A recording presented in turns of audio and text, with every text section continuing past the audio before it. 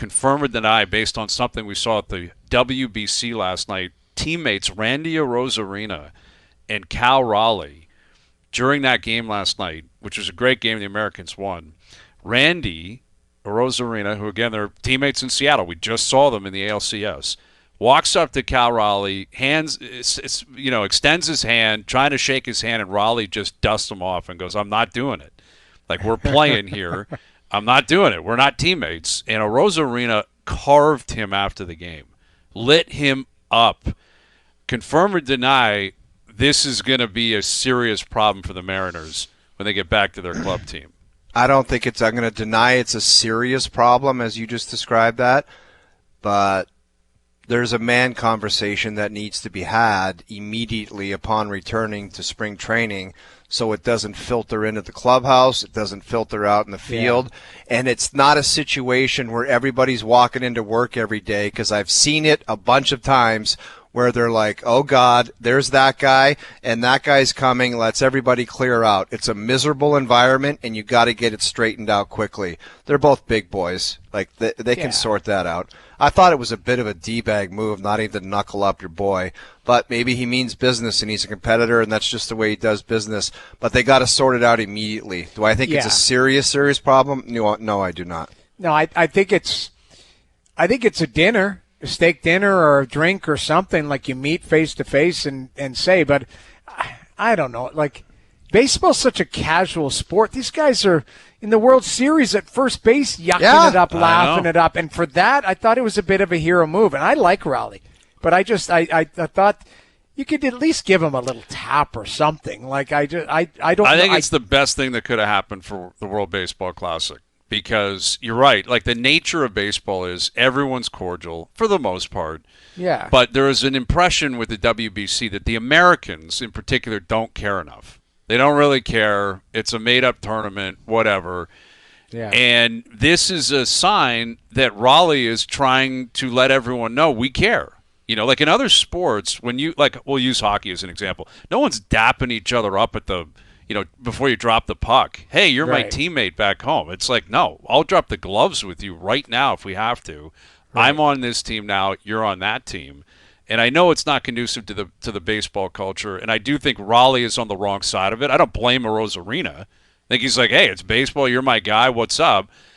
I thought he went over the top afterwards. He went nuts on Raleigh. Yeah. But I actually think this is a good thing for baseball, and the WBC in particular, because you're trying to make it a real event. You're trying to prove the players really care. And there's no such thing as bad press. It's a big story. This is USA-Mexico, and you've got two teammates who are kind of fighting now, and we'll see if they meet again down the road. But I'll deny that it's going to be a long-term issue. If it is, I can tell you who's going to win it. Cal Raleigh's winning. Arozarena, pack your bags if this is going to be a problem in Seattle. Yeah. 3 years ago, it might have been Arozarena. Right. Right now, it's Cal Raleigh. It's the big dumper who's going to win that. Yeah. Confirm or deny, both Austin Matthews and William Nylander start next season as Maple Leafs. Wow. What a horny little question that is. I'm going to confirm it because I don't think anybody in the organization has the stomach for anything else, to be perfectly honest with you. If it was me, they both would not have the uniform on, but I think they both will. You'd move up both of them if you're... No, I said I'd move away from one of them. Okay. You know what? I'm going to retract that. You're predicting what the Leafs are going to do. I'm going to retract that statement because I just don't know what the long-term game plan is of the organization.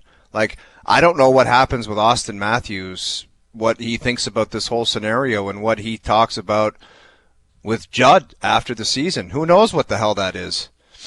Yeah. I don't know what William Nylander thinks of this. But I told you guys, this roster, and you guys seem to be somewhat upbeat of this thing turning around and making the playoffs next year. I would say not a whole lot would change. There would have to be drastic improvements, like game-breaking impact players signed in the summer or traded for. And we all know their capabilities of making trade for quality players. It's almost non-existent right now. They have zero assets to trade for anyone, whether it be roster players or picks or prospects. Yes. Zero. A new coach is the only thing that will really change. Dude, I don't know if it. I'm not predicting it will happen. I don't know if it will for sure happen. I don't know. But that, you throw Jared Bednar behind that bench, I'd love to see what he could do with that roster. Well, the way they play in their own end, good luck. But whose job is that, though? Like that, I get the players have to own a lot of it. Like, dude, I get it. But I've always told you. My dad told me when I was younger, kind of like defensive systems and responsibilities. And no one knows better than Jamie because he played on maybe one of the most defensively sound teams when Minnesota first came in the league. Joel Quenneville was the coach. Well, no, it was Jacques Lemaire. Yeah, Jacques Lemaire. Okay. But yeah. And Quenneville in St. And Louis. Q. But go ahead. Yeah, so he knows how important the coach is. So. But I honestly think with the way those guys go back there and how carefree they are and the puck movement and the stupid mistakes, you put the best coach in the game back there. Put Coop back there. I don't know what he's doing with that team. I don't know. I think that first of all, to answer the Jared, like the confirm or deny. Sorry, the confirm or deny. I think they're both back based on what they're saying. Austin Matthews is saying the other day, like reset, like Boston, like Tampa, all of that. To me, that's what they're saying. That's what they're trying to sell.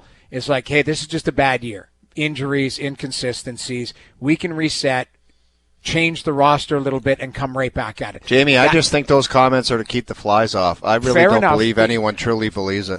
Fair enough. But my point is, if that player is saying that, that's Austin Matthews, then he believes he's coming back. And William Nylander has 7 years left on his deal, or whatever it is. Like, it's a lifetime. So I don't think, unless one of them puts their arms up and says, get me the hell out of there, you're coming back with that. Those two plus Matthew Nyes. That's what I'm thinking. So I'm confirming that they come back. As far as the coaching and the system and all of that, they're all guilty of it. The coach can say, play this way, and if William Nylander wants to blow the zone and not play on the right side of the puck, the only thing you can do is take away ice time and say, you don't want to play like that, you're going to come sit beside me. That's what Jacques Lemaire would have said. That's if you're asking me about coaching and accountability, I've heard him say that to Marian Gaborik. You want to play like that, next time you're going to come sit by me. Play like that again, you're going to sit in the stands and watch it. That's the only thing that I've watched coaches with accountability say. Your ice time is the only thing they can control in nowadays. Well, yeah, and again, that ship has sailed. It was never really utilized because a lot of their best players who have been awful just keep playing. Yeah.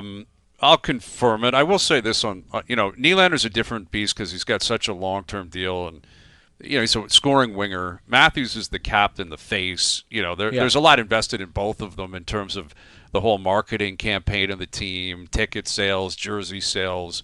Matthews has always been on a different level. But I think, this roster for a decade has been consistently concerned and nervous that these guys are going to want to leave. And they've done everything they can to worry about them. And you got to keep them happy. And they have to be here. I don't know why anybody would worry, Brian. Pro sports is pro sport. You want to leave? Leave. But that's what I'm saying. Just tell us early, and we'll make a play, and we'll move on from it. There's this sense like, well, what if Matthews wants out? If he does, so be it. The team will be here long after he leaves, like it was here long before he got here. That's not me promoting him leaving or saying I want him to. I don't. What I'm saying is the idea that you have to go to Austin and say, okay, if the only way you'll stick around is if we do this, no. You go to Austin and you say, this is what we're doing. Are you in or not? Like, not the other way around. It's very simple. It's not complicated. Yes. It's like, this is the way we're doing it. This is what we have to do. And to finish the point, if he is obsessed with winning in Toronto, then it may be more than 2 years away. He's 28. Right. It may be 3 or 5 or 6 years away. Is that a long time? Yes.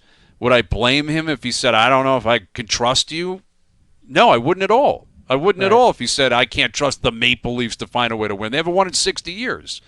But the idea that you're prisoner to his contract has got to stop. It's got to end. Like, it was just, that's what it was forever. Got to give him this, got to give him that. And I'm talking him, Marner, all of them. They've got to stop with that mentality. Yeah, well, let me just tell you this. They've won 2 rounds with that mentality. I keep talking to people, and one of the complaints I get the most is everybody's disappointed in their effort and the way they're playing right now. But the one common theme I get, and I heard it again yesterday, it's like, and it's for right now, but because, Johnny mentioned they're out of the playoffs and they're down. but they keep saying it's like they got no spirit. Like, they got no, like, charge in them. So if they're going to turn this around, who do you think is going to start game 1 of next year and skate out there? And I always say I don't expect it to be Eric Lindros because that guy was a freak of nature. But my God, did he ever set a tone. You want to talk about a guy that would say to his teammates, we're not doing that garbage we did last year. Watch me. I'm going to lead the charge. Who's going to do that for this team next year? Well, it has to be Matthews. It has to be. Okay, do you think he will do it? I don't know. I mean, he has in the past. Yeah. He's had the great fact starts. You said I don't know is all you need to know. Well, I mean, listen, the first game he ever played in the league was a pretty good tone setter. That was 10 years ago, but it was an incredible tone setter. I know. He's, a couple of years ago against Montreal, I believe it was, he had a hat trick opening night. That's how he'll do it. He's not doing it by running people through the boards or fighting. I'm not talking about that. I'm just talking about, like, it's him. Who is going to set like the tone for next season, the first game of the year? It's imperative. You think William Nylander is going to go out there game 1 and work his nuts off and be like, there's a new sheriff in town, and I'm not going to poach for pucks, and I'm going to play a complete game. I'm going to lead by example, and I'm going to show all the guys on the bench that we all need business this year. Do you foresee that happening? I'm not sure that's going to happen. I can't sit here and guarantee it. I can with other players in the league, but I can't guarantee it with them. But I'd like to believe once the dust settles on this year that they realize how much it sucked, and they're inspired by that. I'd hope so. If they're not, then you have a huge problem on your hands. Keep in mind, too, you only have a certain amount of years in your career. And, if one doesn't – you don't make the playoffs in one, like it's one less off of your career where you're like chasing this. I get it, but I think it is spirited effort. Again – Austin Matthews, we know when he's at the top of his game. We can see it. He's dancing. He's winning puck battles. He's scoring. William Nylander is controlling play. John Tavares is being heavy on the puck. Morgan Riley's skating, jumping into plays.